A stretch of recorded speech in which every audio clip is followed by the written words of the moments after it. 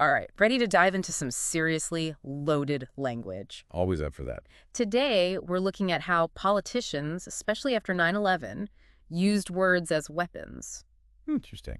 You know, those speeches about the war on terror, but we're going deeper than just sound bites. You sent over this article, it's fascinating. Oh yeah, jargonizing and abstracting the war on terror. That's the one. It breaks down 6 different press conferences, all from between 2001 to 2004. Right. And it shows how word choices, even small ones, from these world leaders, Bush, Blair. yeah, them, how those choices really nudged the public to think a certain way. It's wild how fast war on terror language became normal. Like, it wasn't just describing what was happening. It became what was happening. Exactly. Yeah. It shaped how we understood it all. Totally. We all kind of accidentally learned this whole new language.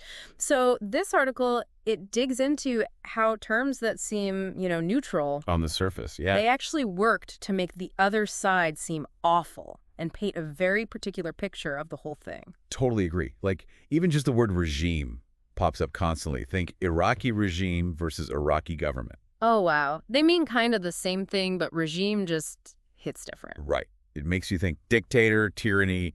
Suddenly, military action seems more justifiable. It totally does. It primes you for it. And it's not just me saying that. The study found regime was used 15 times in just 6 press conferences. 15. Okay, that's actually kind of scary. A pattern. And that's just one word. Yeah. Makes you think, were those speeches more about informing people Or manipulating them. right, to get support for war? It's a classic propaganda tactic.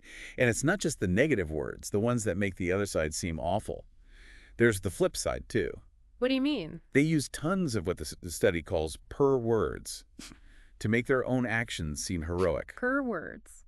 Okay, I like it. Give me an example. What am I listening for? Think, pledge to the Iraqi people, protect Iraq's territorial integrity, Okay, hear it. or even support representative government.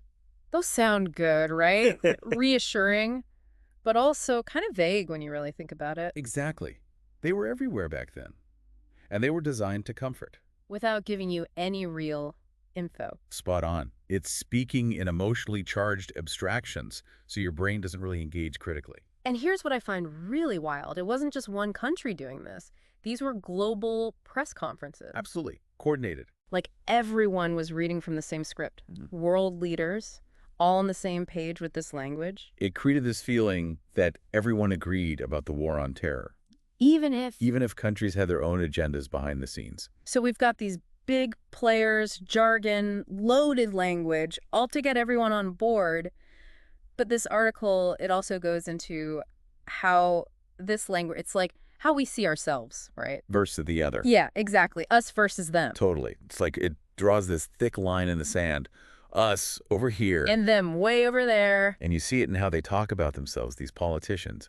The U.S. and its allies, they're the heroes, obviously. Fighting for, what was it? Freedom. Right. And democracy. They're united, strong, determined. It's like almost too perfect, you know? It's the hero narrative.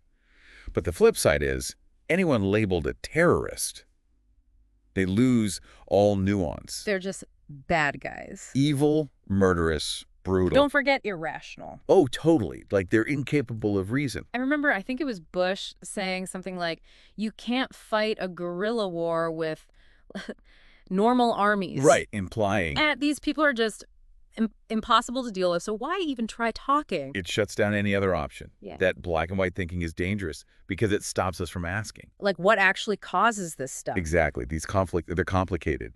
But this language, it just simplifies everything. You know, it makes me think about Al-Qaeda. That term, it became this catch-all, right, for so many different groups, even whole countries. Right. And that's the power of using abstract language this way. Yeah. One word, and suddenly you've demonized a whole group of people. And you can't argue with it because it's not about facts, it's about Emotion. Exactly. Like, it reminds me of that saying, hold on, I'm blanking on who said it first.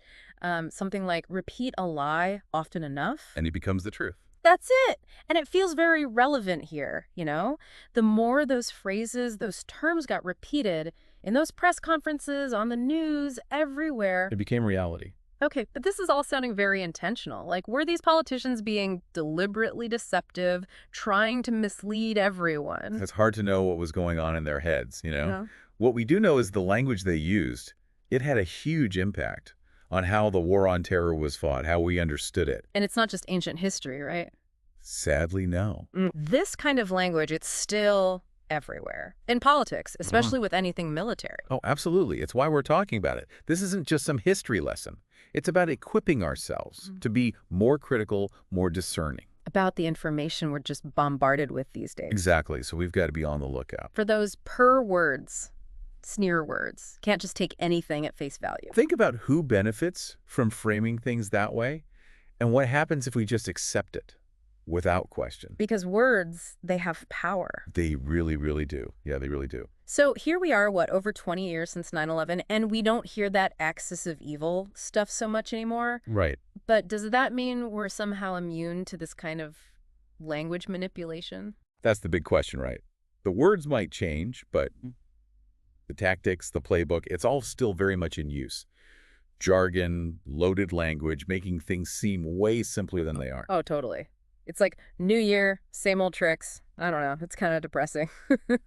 But it's true if you think about how certain groups are labeled, even today, in the news, or how politicians talk about really complex global stuff. It's easy to fall back on those gut reactions. Right, like us versus them, even when we know it's more complicated than that, especially when we're getting all this information thrown at us constantly. And that's exactly why this deep dive matters. It's giving you the tools to be smarter about the information you consume, wherever it's coming from. So it's on us to be, like, extra vigilant. Can't just take these loaded terms at face value. Got to dig a little deeper. Exactly. Question everything. Who benefits from framing this issue this way? What happens if we just go along with it? Those are the questions to ask yourself. This has been eye-opening. It's like, Yeah. once you start to notice these patterns, you can't unsee them.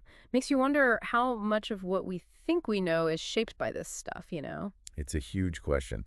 And listen, it's not about being cynical or thinking everything's a lie. It's just engaging with information in a more conscious way. Think of it like a superpower, right? Okay, I like that. Being able to see through the spin, get to what's really going on. Developing our critical thinking superpowers. I'm into it. Yeah. So, if you could leave our listeners with one final thought, one thing to really chew on, what would it be? Words matter. Pay attention. Ask questions. And never underestimate how much power they have to shape how we see the world, how we act. Everything. Couldn't have said it better myself. Big thanks to you for, well, everything. This was awesome. My pleasure. And to everyone listening, thanks for joining us on this deep dive. Remember, keep those critical thinking caps on, and we'll catch you next time.